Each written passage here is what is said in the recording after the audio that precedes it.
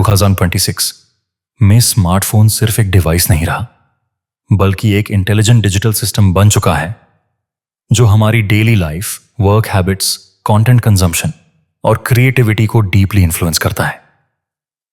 आज जब हम नेक्स्ट जेन स्मार्टफोन्स की बात करते हैं तो फोकस सिर्फ प्रोसेसर स्पीड या कैमरा मेगापिक्सल्स पर नहीं होता, बल्कि इस बात पर होता है कि फोन कितना स्मार्टली यूजर के बिहेवियर को समझकर खुद को अडेप्ट करता है।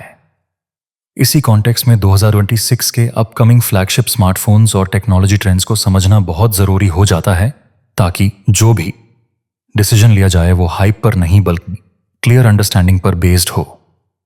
इस पूरे डिस्कशन का ऑब्जेक्टिव एजुकेशन है, न कि एक्साइटमेंट क्रिएट करना, क्योंकि लॉन्ग टर्म में वही यूजर्स बेनिफिट करते हैं जो टेक्नोलॉजी को समझकर चूज करते हैं।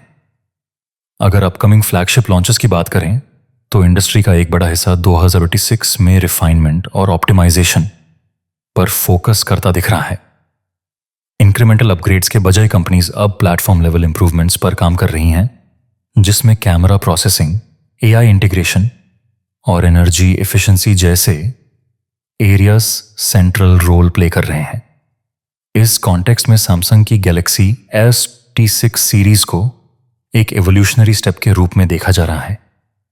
इस सीरीज से यह एक्सपेक्ट किया जा रहा है कि सैमसंग कैमरा हार्डवेयर के साथ साथ कंप्यूटेशनल फोटोग्राफी को और ज़्यादा मैच्योर बनाएगा, जिससे रियल वर्ल्ड फोटोग्राफी जैसे low light shots, skin tones और वीडियो स्टेबलाइजेशन में नोटिसेबल इंप्रूवमेंट माइल। परफॉर्मेंस साइड पर फोकस सिर्फ रॉ पावर पर नहीं बल्कि सस्टेन्ड परफॉर्मेंस पर होगा, जिससे लॉन्ग गेमिंग सेशंस या हैवी मल्टीटास्किंग के दौरान फोन ज्यादा हीट ना करे और बैटरी एफिशिएंसी बेटर रहे। डिस्प्ले टेक्नोलॉजी सैमसंग का हमेशा से एक स्ट्रॉन्ग एरिया रहा है और 2006 में रिफाइंड एमोलेड पैनल्स के साथ आई कंफर्ट और आउटडोर विजिबिलिटी जैसे प्रैक्टिकल एस्पेक्ट्स पर ज्यादा ध्यान दिया जा रहा है। इसी फ्लैगशिप स्पेस में वीवो अपने X300 अल्ट्रा जैसे डिवाइसेस के थ्रू एक अलग फिलॉसफी फॉलो करता हुआ दिख रहा है, जिसमें कैमरा एक्सपीरियंस को फोन का कोर फीचर बनाया जा रहा है। हाई रेजोल्यूशन सेंसर्स जैसे 200 मेपी का यूज सिर्फ नंबर्स के लिए नहीं होता, बल्कि इससे डिटेल्ड इमेजिंग, फ्लेक्सिबल क्रॉपिंग और एडवांस्ड जूम कैपेबिलिटीज मिलती हैं जब उन्हें स्ट्रॉन्ग इमेज प्रोसेसिंग एल्गोरिदम्स के साथ इंटीग्रेट किया जाता है। वीवो का फोकस ट्रेडिशनली कलर साइंस और पोर्ट्रेट फोटोग्राफी पर रहा है, जो कंटेंट क्रिएटर्स और सोशल मीडिया यूजर्स के लिए काफी रेलेवेंट होता है।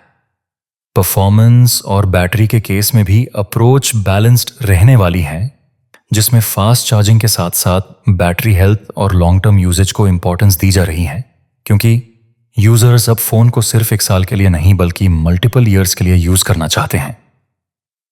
जब हम इंडिविजुअल फोन लॉन्चेस से थोड़ा ऊपर उठकर ओवरऑल स्मार्टफोन ट्रेंड्स ऑफ 2026 को देखते हैं तो सबसे prominent shift AI native smartphones का है। एआई अब सिर्फ एक फीचर या मार्केटिंग टर्म नहीं रहा, बल्कि ऑपरेटिंग सिस्टम के कोर में इंटीग्रेट हो रहा है। ऑन डिवाइस एआई प्रोसेसिंग का मतलब है कि फोन यूजर के typing patterns, app usage, photography preferences और डेली रूटीन्स को लोकली एनालाइज करता है, बिना हर चीज क्लाउड पर भेजे।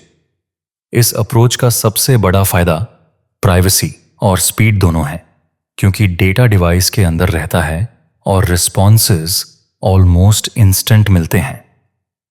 Predictive assistants, smarter photo enhancement और रियल टाइम लैंग्वेज ट्रांसलेशन जैसे फीचर्स अब फ्यूचर कॉन्सेप्ट्स नहीं रहे, बल्कि प्रैक्टिकल डेली टूल्स बन रहे हैं जो यूजर एक्सपीरियंस को साइलेंटली इंप्रूव करते हैं। इसी के साथ फोल्डेबल और मल्टी स्क्रीन स्मार्टफोन्स भी 2006 में एक नए फेज में एंटर कर रहे हैं।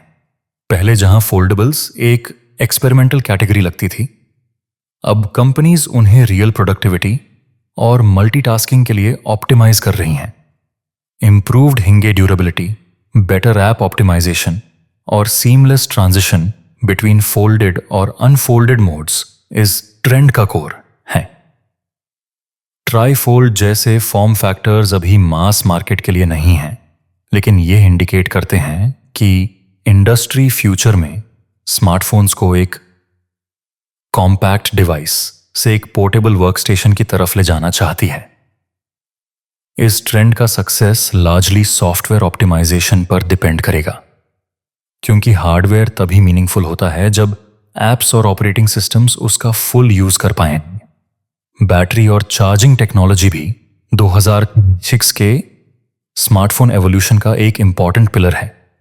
पिछले कुछ सालों में फास्ट चार्जिंग नंबर्स काफ़ी अग्रेसिवली इंक्रीज हुए हैं, लेकिन अब फोकस सिर्फ स्पीड पर नहीं बल्कि सेफ्टी और लॉन्जेविटी पर आ गया है। हाई कैपेसिटी बैटरीज जैसे 9000 या उससे ज़्यादा के कॉन्सेप्ट्स का मतलब सिर्फ बैकअप नहीं होता, बल्कि स्टेबल ऑल डे परफॉर्मेंस होता है बिना बैटरी एंग्जाइटी के। साथ ही smart charging algorithms battery health को प्रोटेक्ट करते हुए चार्जिंग स्पीड को डायनामिकली कंट्रोल करते हैं, जिससे लॉन्ग टर्म डिग्रेडेशन कम होता है।